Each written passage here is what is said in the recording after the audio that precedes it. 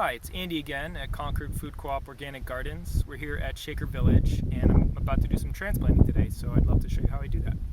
So I have a permanent raised bed set up here that I garden in, and I have this pathway that's about 18 inches wide, and then I have a raised bed, and these are about roughly 6 feet on center. So from the center of this bed to the center of this bed is about 6 feet. And this spacing is right so that I can drive the tractor over these beds if I want to, if I have a bucket load of compost.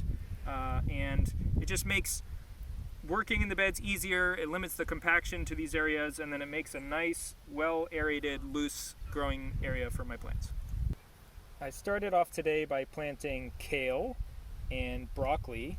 Kale I plant about 16 inches apart, 2 rows on a bed, and broccoli goes a foot apart in 2 rows. The rows are about 2 feet apart. And I've also put down this black plastic drip tape, which is my way of watering when I need to. These beds are mulched with straw. This is wheat straw. It's been combined. It has little bits of seed heads in it. There's a little bit of seed in here. It's not perfectly clean. But usually straw, when used as mulch, is cleaner, meaning it has less weed seed than hay. And it also has a nice hollow stem. It's fairly high carbon, so it takes a long time to break down. It's a really great mulch to use in the garden. These are the scallions that I'm about to plant outside. The first thing that gave me an indication that they were ready to plant is I saw the first leaves starting to die back a little bit and turn yellow.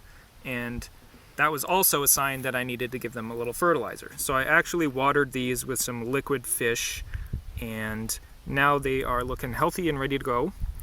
Another way to tell that your plants are ready to plant is if they pull out of the tray easily. Some of these they pop right out and the root ball is all intact. That whole bit of soil with the roots included I call the root ball. And you can also see that the roots are just starting to twirl around the bottom a tiny little bit. If you left this in for another week or two, this would be completely covered in roots and they would be all tangled and twisted, and that's called root bound, and that will actually give your plant more transplant stress when they go out in the field. I like to use a measuring tape. This is a nice long one. I think it's 100 feet long, so that I can mark out where my plants are going to go. And then the first thing I do before I plant them is I actually put them down on the ground at roughly the spacing, just so I don't have to carry around this whole tray while I'm planting them into the ground. So I've got some here. These are spaced every 4 inches, and I'm doing 5 rows on the bed. These are scallions, so they don't grow very big, and I can plant them pretty close together. I've also seeded about 6 seeds per cell, and each one of these is essentially going to grow into a whole bunch of scallions. So I can just pull it out of the ground and cut the roots, and it's ready to go. The first thing that I do is I just take the plants and I put them down at the spacing. So I'm putting 5 here at the 8-inch mark, giving myself a little bit of room to work with, and then another 5 on the even foot, and I'm going to keep working down this way, putting 5 plants every 4 inches on the bed. Orange Cat has decided to join us for some planting today. He's a good garden buddy.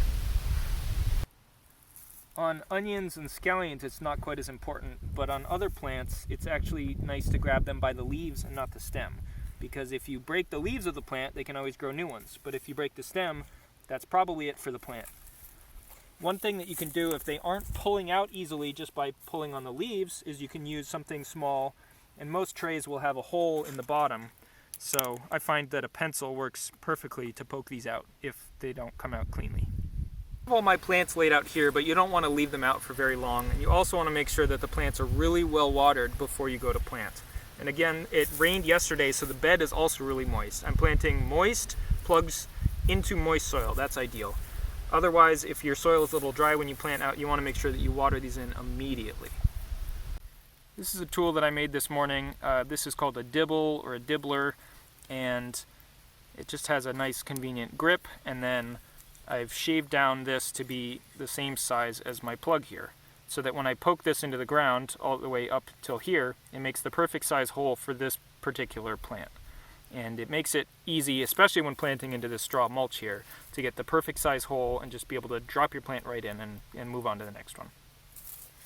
So I've got one scallion here on the 4-inch mark. I'm going to move over 4 inches to 8 inches, and I open up a little hole with my fingers. I press the dibble down until it's deep enough, and then I just drop the plant right in. And I really like this tool because I can not really disturb the straw all that much and have to move it back into place.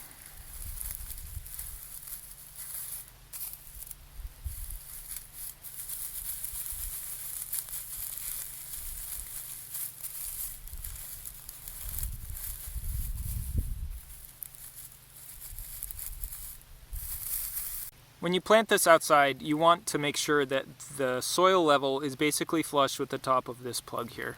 If it's too high, that's not good, and if it's too low, that's also not good. I use drip tape to water the vegetables here at Shaker Village, and it comes in these big spools, or you can get it in smaller quantities.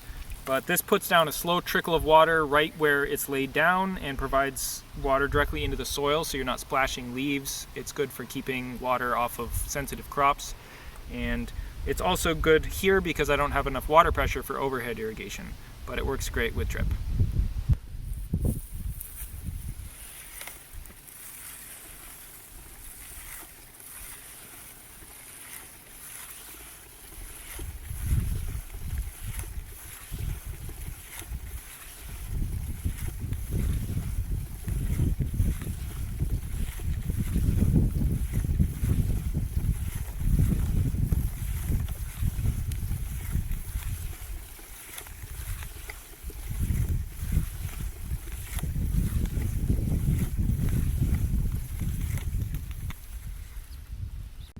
Easy way to plug off the end of your drip tape is to just cut off a length about 4 inches long, 3-4 inches long, and then take your tape, fold it over once, fold it over twice, sort of crease it with your fingers, and then you slide this in, and you're kinking the hose enough that it might leak out the end just a tiny little bit, but it's not going to be spraying out the end.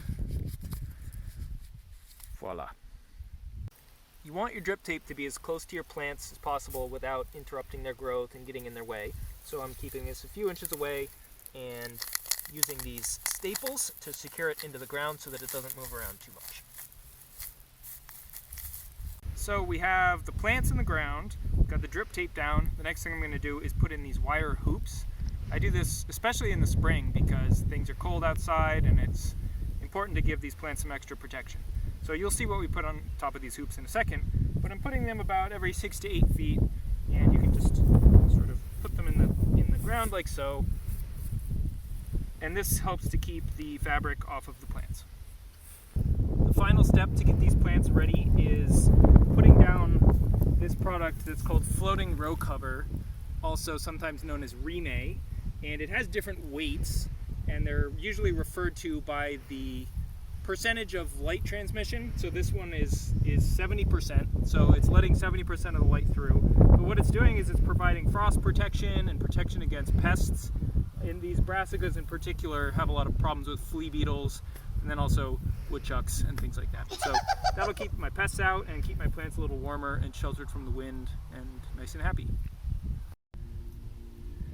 I use sandbags to weigh down the ends of the row cover. This stuff doesn't want to blow away in any sort of wind. I like the sandbags as opposed to, they make other plastic staples that you can push into the ground, but those actually put holes into the row cover. So I feel like these extend the life of my cover.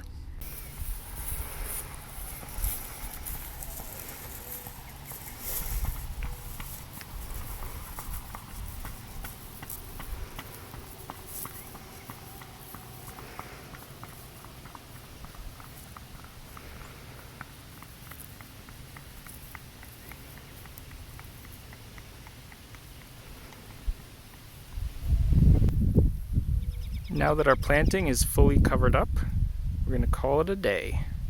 Thanks for joining us. See you again soon. So cute. If you're in the mood for real food, it's Concord Food Co-op.